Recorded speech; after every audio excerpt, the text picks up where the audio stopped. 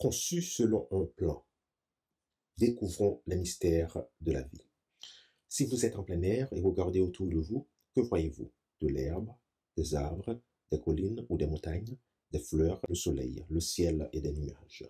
La nuit, vous voyez des milliers et des milliers d'étoiles et peut-être la lune. Tout l'univers, et notamment la Terre et ses délicats écosystèmes, est extraordinairement complexe. Quand vous voyez une maison, pensez-vous qu'elle s'est faite toute seule? Bien sûr que non. Vous savez que c'est quelqu'un qui l'a construite. Si vous voyez une route, pensez-vous que cette route s'est faite toute seule ou que c'est quelqu'un qui l'a construite? Les routes et les maisons sont pourtant des choses beaucoup plus simples que le monde et les êtres humains. Lorsque vous regardez les êtres humains, les animaux, les étoiles, n'est-il pas raisonnable de conclure que c'est quelqu'un qui les a créés? Quelqu'un a conçu ces choses, puis les a créées. Nous commencerons à comprendre ce Dieu qui est le concepteur et le créateur de toutes choses en analysant le livre qu'il nous a donné, la Bible, pour pouvoir comprendre les mystères de la création du ciel et de la terre. Au commencement, Dieu créa les cieux et la terre. Le premier jour de la semaine, Dieu créa notre terre. Il créa la lumière et mit en marche le cycle des jours et des nuits. Dieu dit que la lumière soit, et la lumière fut. Dieu vit que la lumière était bonne, et Dieu sépara la lumière d'avec les ténèbres. Ainsi, il y eut un soir, il y eut un matin. Ce fut le premier jour. Le deuxième jour, Dieu créa le ciel au-dessus de nos têtes et sépara l'eau de la terre de l'eau contenue dans les nuages. Dieu dit qu'il y ait une étendue entre les eaux et qu'elle sépare les eaux d'avec les eaux. Et cela fut ainsi. Dieu appela l'étendue ciel. Ainsi, il y eut un soir, il y eut un matin. Ce fut le second jour. Le troisième jour, Dieu fit apparaître la terre sèche. Il créa les mers et recouvrit la terre d'un tapis végétal. Dieu dit que les eaux qui sont au-dessous du ciel se rassemblent en un seul lieu et que le sec paraisse. Et cela fut ainsi. Puis Dieu dit que la terre produise de la verdure, de l'herbe portant de la semence, des arbres fruitiers donnant du fruit selon leur espèce et ayant en eux leur semence sur la terre. Et cela fut ainsi. Ainsi il y eut un soir, il y eut un matin. Ce fut le troisième jour. Le quatrième jour, Dieu fit apparaître le soleil et la lune dans le ciel. Il créa aussi les étoiles. Dieu dit qu'il y ait des luminaires dans l'étendue du ciel pour séparer le jour d'avec la nuit, que ce soit des signes pour marquer les époques, les jours et les années, et qu'ils servent de luminaires dans l'étendue du ciel pour éclairer la terre. Et cela fut ainsi. Dieu vit que cela était bon. Ainsi il y eut un soir, il y eut un matin. Ce fut le quatrième jour. Le cinquième jour, Dieu nous dit dans la Bible qu'il créa les oiseaux, les poissons et les autres créatures marines. Dieu créa au cinquième jour les animaux vivants. Il dit que les eaux produisent en abondance des animaux vivants et que les oiseaux volent sur la terre vers l'étendue du ciel. Ainsi, il y eut un soir, il y eut un matin. Ce fut le cinquième jour. Dieu dit que la terre produise des animaux vivants selon leur espèce, du bétail, des reptiles et des animaux terrestres selon leur espèce, et cela fut ainsi. Puis Dieu dit, faisons l'homme à notre image, selon notre ressemblance, et qu'il domine sur les poissons de la mer, sur les oiseaux du ciel, sur le bétail, sur toute la terre, et sur tous les reptiles qui rampent sur la terre. Dieu créa l'homme à son image. Il le créa à l'image de Dieu. Il créa l'homme et la femme. Dieu vit tout ce qu'il avait fait, et voici cela était très bon. Ainsi, il y eut un soir, il y eut un matin. Ce fut le sixième jour. Le sixième jour, Dieu créa les animaux, puis le couronnement de la création, l'homme et son épouse. Adam et Ève ne sont ni le produit de l'évolution, ni celui du hasard. La Bible nous dit que Dieu les créa à son image. C'est lui le grand ingénieur, le grand concepteur qui nous a amenés à l'existence. Dieu, le Père, comme la Bible l'appelle, n'était pas seul dans son œuvre de création. Toute la divinité a pris part à cet acte d'amour. Puis Dieu dit, faisons l'homme à notre image, selon notre ressemblance. L'évangile de Jean développe encore plus cette point. Au commencement était la parole. La parole était avec Dieu, et la parole était Dieu. Elle était au commencement avec Dieu. Toutes choses ont été faites par elle, et rien de ce qui a été fait n'a été fait sans elle. Et la parole a été faite chair, et elle a habité parmi nous, pleine de grâce et de vérité, et nous avons contemplé sa gloire, une gloire comme la gloire du Fils unique venu du Père. Jésus a coopéré avec le Père pour créer toutes choses. L'apôtre Paul nous rappelle et de mettre en lumière le moyen de faire connaître le mystère caché de toute éternité en Dieu qui a créé toutes choses. Tout don parfait que l'homme a reçu ou pourrait recevoir existe parce que le Créateur donne à la race humaine toutes les bénédictions possibles.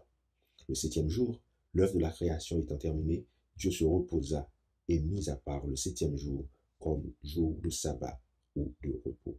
Ainsi furent achevés les cieux et la terre et toute leur armée. Dieu acheva au 7e jour son œuvre qu'il avait faite, et il se reposa au 7e jour de toute son œuvre qu'il avait faite. Dieu bénit le 7e jour, et il le sanctifia, parce qu'en ce jour, il se reposa de toute son œuvre qu'il avait créée en la faisant. Nous avons donc ici un bref coup d'œil sur la manière dont Dieu a créé toute la terre et tout ce qui s'y trouve, y compris l'être humain. Regardons de plus près pour voir quel merveilleux concepteur et créateur Dieu est réellement. Le corps humain nous donne des preuves étonnantes de l'existence d'un plan et d'un concepteur. Examinons seulement une partie du corps humain, l'œil. Les scientifiques nous disent que la conception délicate de la cornée et de la lentille de l'œil font paraître les appareils de photo les plus sophistiqués du monde comme des jeux d'enfants en comparaison. L'œil transforme la lumière en message que le cerveau interprète d'une manière que même les laboratoires scientifiques ne peuvent reproduire. Les cellules cérébrales transforment ces messages en ce miracle qu'elle a vu. Quelque chose que rien d'autre sur Terre ne peut faire.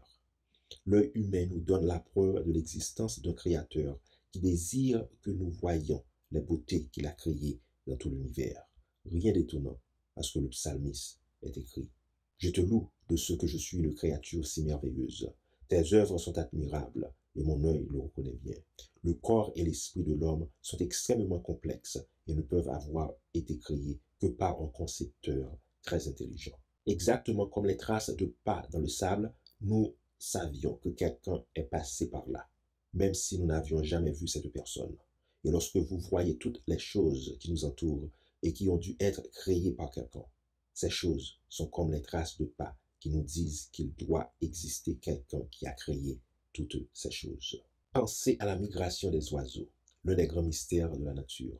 Comment des oiseaux, pesant quelques grammes, peuvent-ils voler sans arrêt sur des milliers de kilomètres vers une destination qu'ils n'ont jamais vue? Comment des poissons peuvent-ils retrouver le fleuve dans lequel a commencé leur vie en traversant 142 000 kilomètres d'océan? Comment ont-ils appris quand et où aller? Qui a appris à l'abeille dont le cerveau n'est pas plus grand qu'une tête d'épingle à fabriquer un rayon de miel, qui est une véritable merveille technique? Quel est l'esprit caché derrière toutes ces merveilles? Job nous dit, interroge les bêtes, elles t'instruiront. Les oiseaux du ciel, ils te l'apprendront. Parle à la terre, elle t'instruira. Et les poissons de la mer te le raconteront. Qui ne reconnaît chez eux la preuve que la main de l'Éternel a fait toutes ces choses? Oui, c'est Dieu qui a créé tout cela. La complexité du corps humain et les mystères de la vie ne sont pas les seules preuves d'un créateur intelligent. Le vaste univers, avec ses systèmes solaires et ses galaxies organisées dans un ordre parfait sur leur orbite, laisse à penser que ce n'est pas le fruit du hasard. Il n'est pas étonnant que le psalmiste s'exclame. Quand je contemple les cieux, ouvrage de tes mains, la lune et les étoiles que tu as créées, qu'est-ce que l'homme pour que tu te souviennes de lui, et le Fils de l'homme pour que tu prennes garde à lui? Vous êtes-vous déjà demandé si un Dieu puissant qui dirige et soutient un si vaste univers se soucie de nous et de nos problèmes terrestres? Jésus a déclaré que pas même un moineau ne tombe sur le sol sans que Dieu le remarque. Ne craignez donc point, vous valez plus que beaucoup de passereaux. Non seulement Dieu fit l'homme à son image et lui donna un magnifique univers comme demeure, mais il se soucie aussi de nos besoins. Les yeux de tous espèrent en toi et tu leur donnes la nourriture en son temps. Tu ouvres ta main et tu rassasies à souhait tout ce qui a vie. Voici quelques-unes des manières dont Dieu prend soin de ses créatures. Regardez et considérez l'eau que vous buvez. Elle est plus ancienne que les pyramides, aussi ancienne que la terre elle-même. L'eau peut être polluée par des produits chimiques ou des déchets, mais que le soleil la fasse évaporer dans l'atmosphère, et la voilà propre et prête à resservir, restituée sous forme de pluie, de rosée ou de neige. Quel merveilleux système de distribution d'eau Dieu a conçu. Puis, il y a la grande centrale électrique du ciel, le soleil. Pensez-y un moment. Si le soleil était un peu plus gros ou un peu plus rapproché de la Terre, les océans se mettraient à bouillir. Si le Soleil était un peu plus petit ou un peu plus éloigné de la Terre, notre atmosphère gèlerait. Que ce soit l'un ou l'autre, la vie ne pourrait exister sur la Terre. Mais Dieu n'a pas seulement créé toutes choses, il soutient toutes choses. L'air que nous respirons, par exemple, est un don de Dieu. La Bible nous dit, il tient dans sa main l'âme de tout ce qui vit, le souffle de toute chair d'homme. C'est Dieu qui a conçu l'univers, et il connaissait la formule exacte que devait avoir l'air que nous respirons pour soutenir la vie et la santé sur la Terre. Il connaissait la quantité exacte d'azote, d'oxygène, d'argon et de gaz carbonique nécessaires pour former l'atmosphère. Cela n'a pas pu arriver par hasard. Tout cela n'est pas le simple fruit du hasard. On voit clairement un créateur intelligent qui nous aime et qui s'occupe de nous. La Bible nous explique que nous devons l'adorer justement parce qu'il est le créateur. Lorsque Jean, l'un des disciples de Jésus et l'auteur du dernier livre de la Bible, l'Apocalypse, reçut une vision sur l'île de Patmos, il vit une scène se déroulant dans la salle du trône céleste. Remarquez ce qu'il vit. Les 24 vieillards se prosternent devant celui qui est assis sur le trône. Ils adorent celui qui vit au siècle des siècles, et ils jettent leur couronne devant le trône en disant, « Tu es digne, notre Seigneur et notre Dieu, de recevoir la gloire, l'honneur et la puissance, car tu as créé toutes choses, et c'est par ta volonté qu'elles existent et qu'elles ont été créées. » Ces vieillards devant le trône de Dieu louent et adorent Dieu parce qu'il est le Créateur. C'est pour la même raison que nous devons adorer le Dieu du ciel. Les perfections invisibles de Dieu, sa puissance éternelle et sa divinité se voient comme à l'œil nu depuis la création du monde, quand on les considère dans ses ouvrages. Savoir que nous sommes la création d'un Dieu d'amour qui a un plan pour nous donne un sens à notre vie, mais aussi de la valeur et un but. Pourquoi est-ce que cela fait une différence? Nous savons que Dieu s'intéresse à notre vie et prend soin de nous. Cela ne vous donne-t-il pas la paix du cœur de savoir que Dieu peut s'occuper de toutes choses dans l'univers et de votre vie personnelle?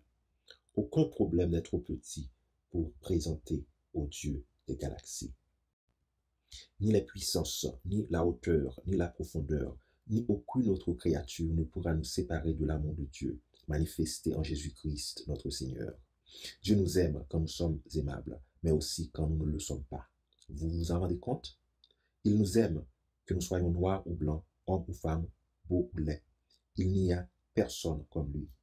Et plus important encore est qu'il nous aime pour toute l'éternité. Je t'aime d'un amour éternel, nous dit-il. Et s'il pouvait encore subsister quelques doutes dans notre esprit sur son amour, il nous explique en termes si simples que nous pouvons facilement les comprendre. Une femme oublie-t-elle l'enfant qu'elle allait? N'a-t-elle pas pitié du fruit de ses entrailles?